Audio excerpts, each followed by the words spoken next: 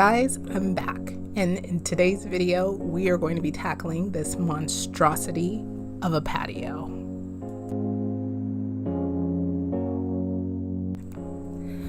I'm going to need you to take a very good look at this video, this portion, because I did not document a lot of the before, and that's because I had no idea I was going to make a YouTube video out of this. So when we started this project, it was Mother's Day. This is what I wanted for Mother's Day. I wanted plants. So we ended up going to Home Depot. It was one of our first outings when they let us go back out with masks, and I got tons of plants, and it just rolled into a domino effect, and we just ended up starting the patio project.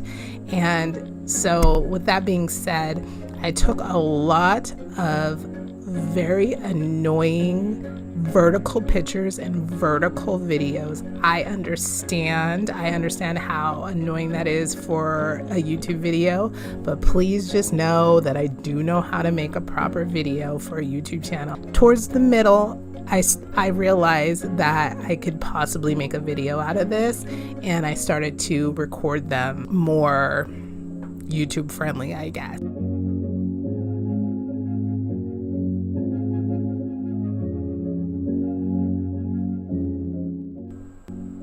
Right now I'm just transferring the plants into their pots. I got a ton of these pots from Target. I'm sure everybody is familiar with them and has seen them over the summer. They're just a very basic modern pot, but what I like is that they have a self-watering system at the bottom. And since these plants are going to be outdoors and not in my immediate everyday eyesight, I just want to make sure that they get the water that they need. Or if we go away for the weekend, I can pour the water at the bottom, and the root system at the top will reach down and be able to get water from the bottom. At least that's what they say. That's how it's supposed to work. So subscribe and you'll see if these plants are alive or dead in the next 2 or 3 months.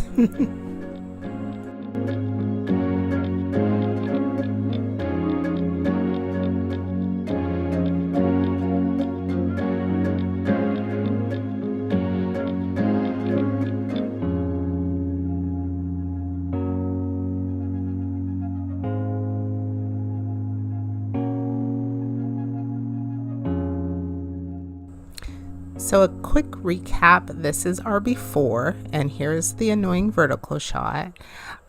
Basically, I don't even want to say it was a catch-all, it was just a junkyard. Everything that we wanted to throw away or needed to take to our city dump and didn't have time kind of just built up over the course of 2 or 3 years in this patio. And then it became a place that we didn't even want to go into at all. So again, my husband took on the project of clearing it out for the most part, and I did want to make it a place where we can at least barbecue and sit down and eat. So here is an after shot of after he did the basic cleaning, like just throwing away, taking the stuff to the dump, sweeping and pulling weeds and whatnot. And this is what it looked like after. Now what you're not going to see is that he rented a power washer from Home Depot and brought it home, and I was going to film him power washing these dirty concrete floors and the brick, but the power washer did not work, so he ended up having to take it back and rent another one, and by then I was just exhausted, so I did not film that part. But this dirty, disgusting concrete ended up being power washed and looked great. You'll see that later on in the video.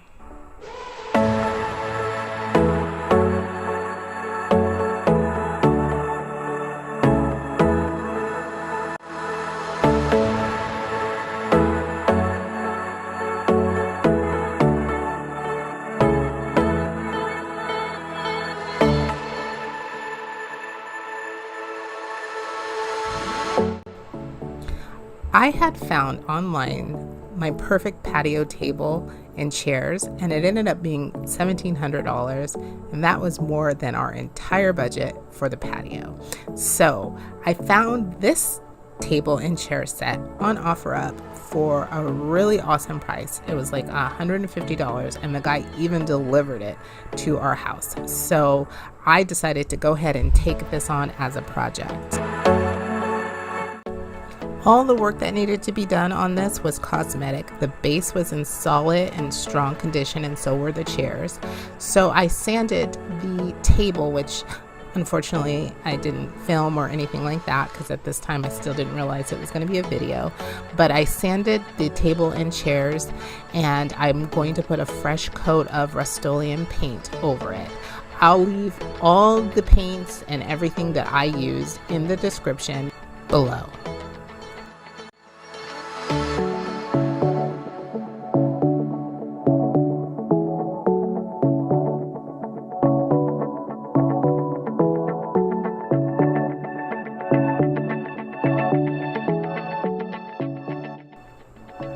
This paint that I'm using is a rust proof, waterproof, UV ray proof. It's an industrial outdoor paint, and the can of paint itself was I think $8, and let's just say I've used it for many projects and I actually still have a ton of it left over. It was definitely worth the purchase.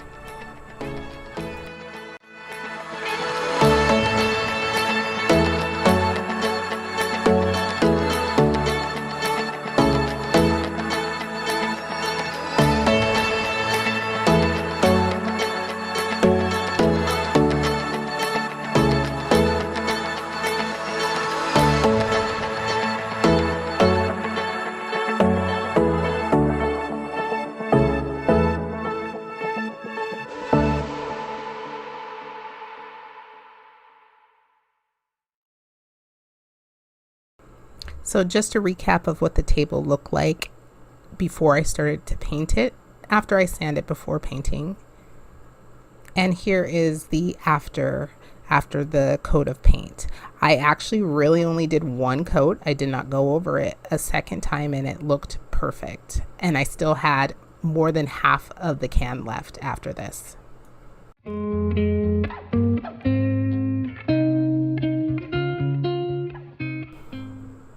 This was the hardest part of the makeover. This is the before of the chairs, the condition that they came to me in. And there are not a lot of options for chairs if you're just not replacing the sling completely. I ended up using a type of fabric spray paint on the sling, and I used the same paint as the table on the arms of the chair, and this is the after. I'm sorry that I don't have clear video of exactly step by step what I did, but honestly it was really close to the same. I sanded the hardware on the chairs and repainted them with the RUST-OLEUM paint. That's what they look like before. That's what the arms look like before. Very rusted, but I sanded them and I repainted them. And then as far as the sling, if you are not replacing the sling, which is very, very expensive, some of these are like $80 per sling, there is a spray paint, and also I will leave that in the description, that you can use to refinish or whatnot your sling.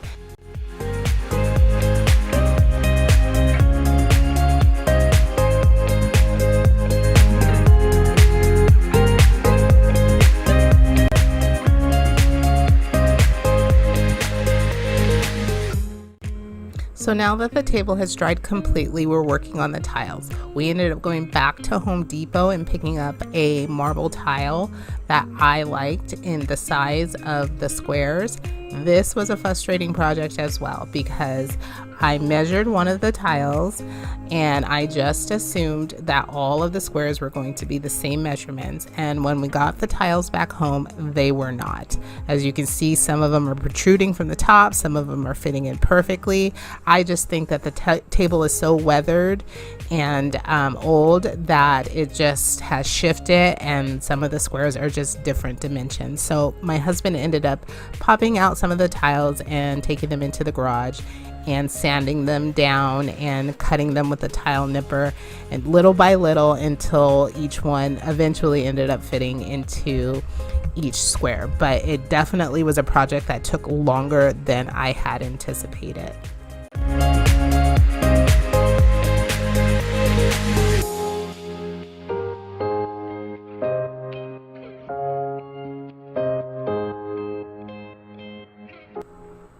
So one more time, the before of the table with the brown tiles that it came with.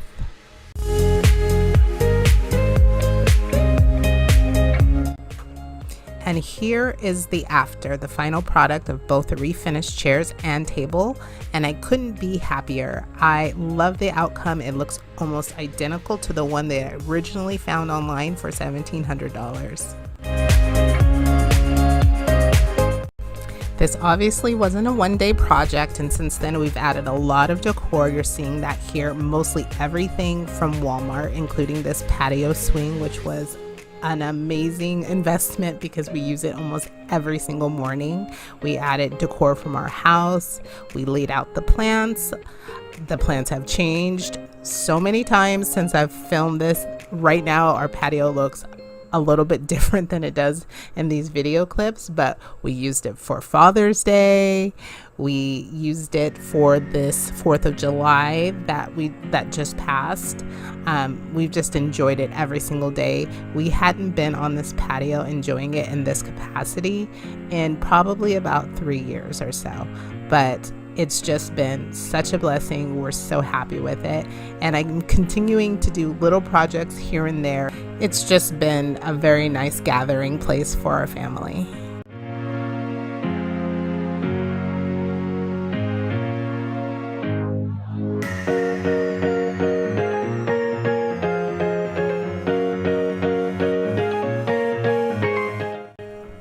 At the last minute, I decided to add this bonus clip. If you notice that rusted table that's laying up against the wall, here's a better shot of it. I decided to go ahead and use some of that RUST-OLEUM paint that I used for the other table on here and just like refinish it. And I thought I would go ahead and film that for you so you can see it. So here is the before. I actually started doing it and then I'm like, stop, get your camera and film it. And I had an idea of what I wanted it to look like because it was going to stay out here in the patio, and it was an eyesore, but it's too heavy to move in and move out of the garage or anything like that. So I just wanted to dress it up a little bit so that when it's just sitting there, it doesn't look like so much of an eyesore.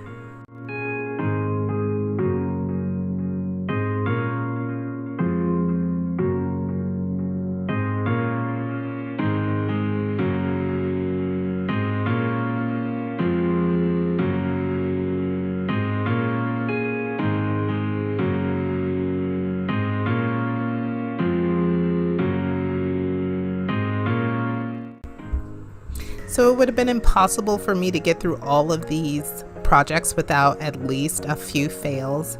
And so let me just tell you one of them. The Dollar Tree paint brushes, not the paint brushes actually, the foam paint brushes, like the one that I'm using here, don't do it. It was the worst foam paintbrush that I've ever seen. You probably can get maybe about 20 strokes in with that before it starts to fall to pieces. And then not only does it start to fall to pieces, it starts to disintegrate and start leaving pieces of foam in your paint.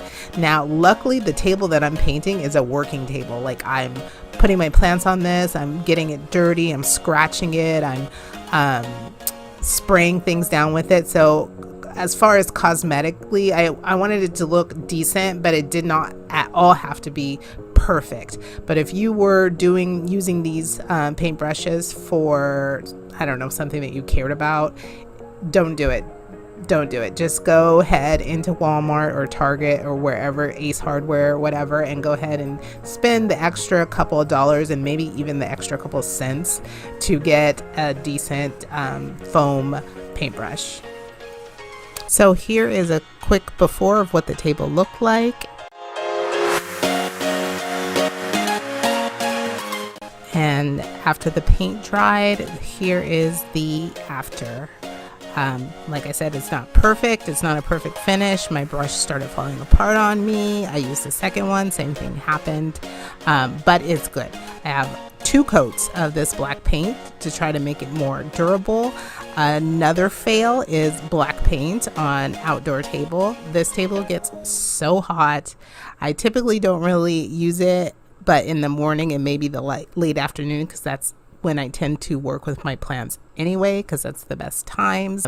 But if you do this, be wary if you do not have a covered patio that the table will get blazing hot in direct sun. So what else could I be possibly doing at this point? Well, let me tell you. I received a vinyl sticker from a seller off of Etsy that I've used a couple times for a few signs for my house and whatnot, and I didn't have a place to put it originally, and then I had this idea of possibly dressing this table up even more and placing the sticker there, but for whatever reason I was brain farting and I totally reinforced the vinyl sticker on the wrong side, like you see me doing right now. You're probably cringing. Yes, me too, as I'm watching this, but why not just throw it in here? Because, you know, these fails are for real. It took me so long to get this sticker off of the backing. And after a while, I kind of just gave up and turned off the camera, but it ended up working, and I'll show you the after results.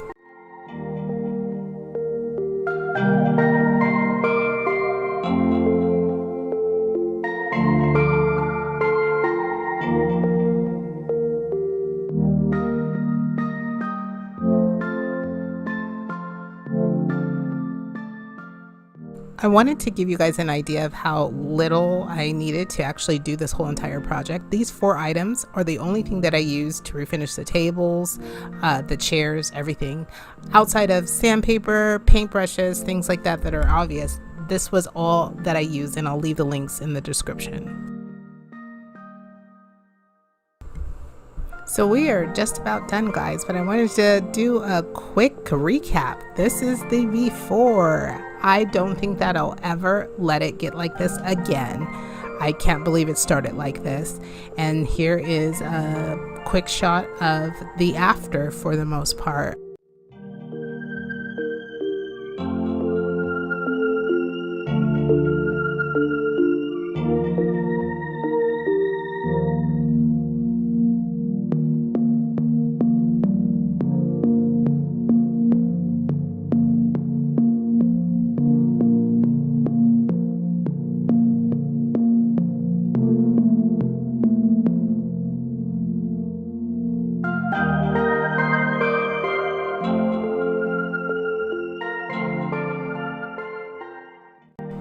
And since then, we've added patio rug and a clock